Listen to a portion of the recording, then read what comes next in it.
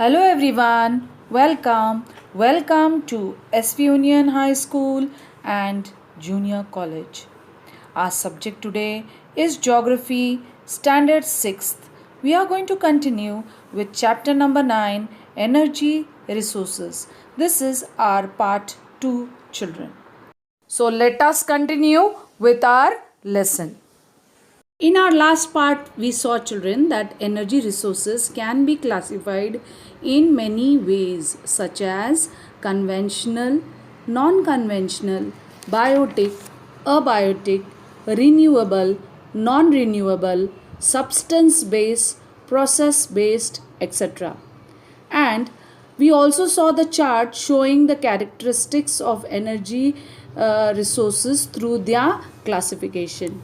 Now in this video we are going to discuss the various substance based energy resources, some of the examples of substance based energy resources one by one, and then we shall continue with process based energy resources.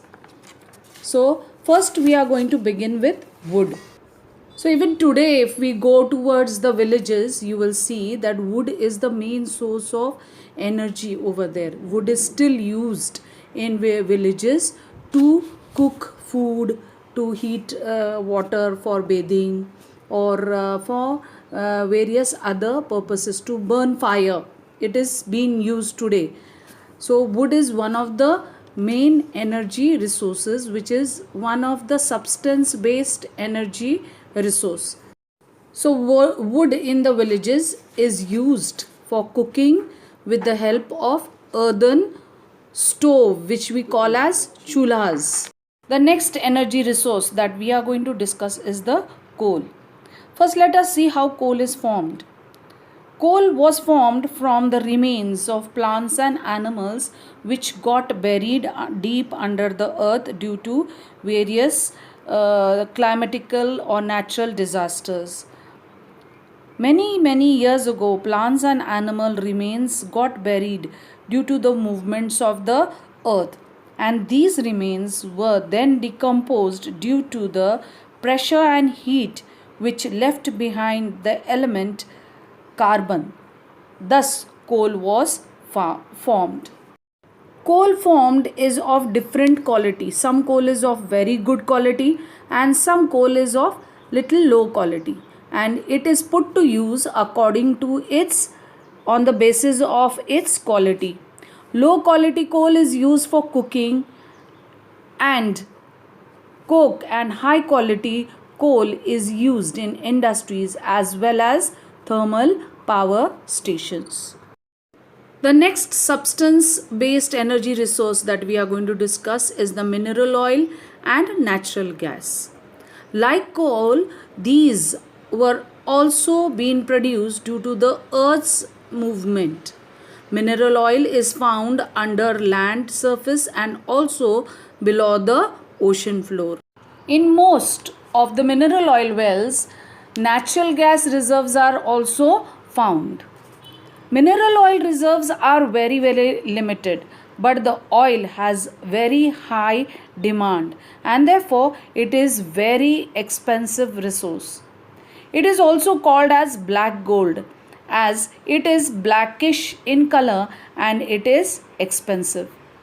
Natural gas reserves are found in most of these mineral oil wells, and mineral oil and natural gas are used in generation of thermal powers. Now let us study the distribution of mineral oil and coal fields in India as shown in this figure 9.14, and we'll also try to answer the questions. Now the first question which is asked to us is, name the states which have coal fields.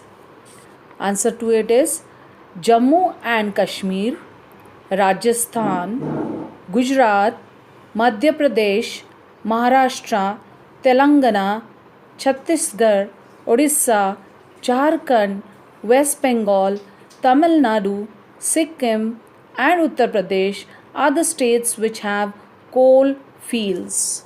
Second one is name the mineral oil field in the Arabian Sea.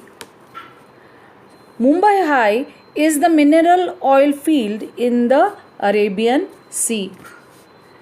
Name two states which have coal fields on a large scale. Jharkhand and Chhattisgarh have coal fields on a large scale. Which mineral oil fields are located in the northeast India?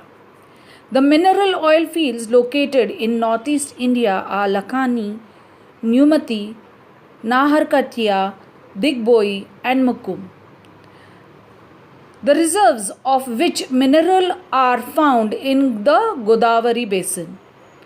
Coal reserves are found in the Godavari basin. Which of the states have mineral reserves in Godavari basin?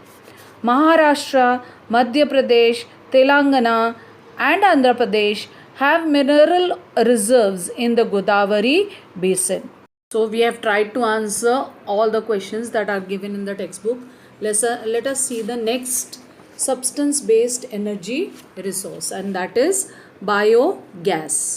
We have been studying about biogas right from 5th standard EVS 1. So what is biogas? Biogas can be generated from biotic waste material like feces of animal, leftover vegetable stock, skin of fruit, dead leaves and plants, shells, etc. This form of energy can be used to meet the domestic needs of human beings such as cooking, heating of water, lighting of lamps, lighting of street lamps, then working of flour mills, etc. Many of the farmers set up such biogas plants in their own yards to satisfy their domestic needs. Our next substance based energy resource is the energy from the waste material. A lot of waste material is generated daily on a very large scale in big cities, towns and villages.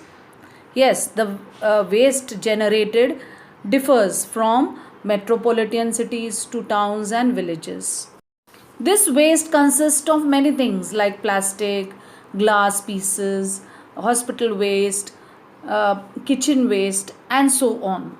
The biotic waste material from this waste can be used to generate gas, and this gas can be used to generate power.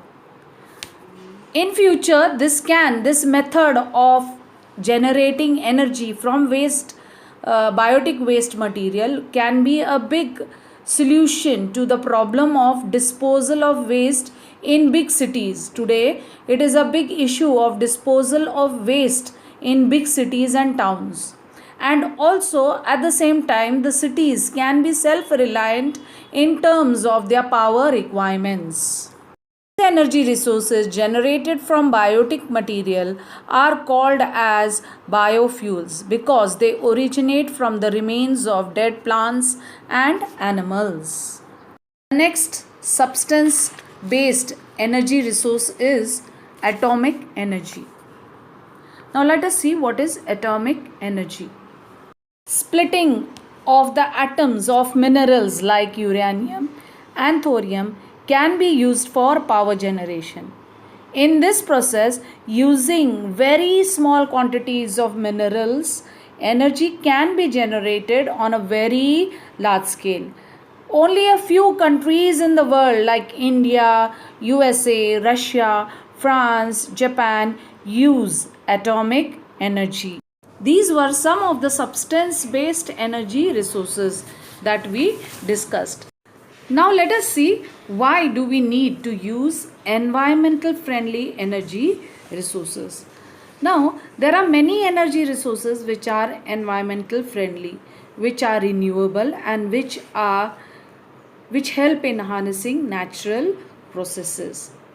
When we use environmental friendly energy resources such as solar energy, wind energy, energy from the waste, etc., we help in contributing towards environment conservation, preservation and protection. This will help in reducing the deterioration of environment due to use of non-eco-friendly energy resources, apart from reducing problems arising from pollution caused due to burning of fossil fuels and biomass energy, climatic changes, etc. Environmental friendly resources will not only lead to sustainable development but also provide energy security, which is the need of the hour. For example, we get light and heat from the sun for almost the whole day. We have seen that intensity of solar energy is maximum in the torrid zone, and India, which is in the torrid zone, therefore has a lot of scope for using solar energy. I hope you have understood the lesson till here, children. I request you to go through it, read it, and we shall continue the lesson in our next part of the video, in which we will be discussing the process based energy resources. Thank you, and please take care of yourself.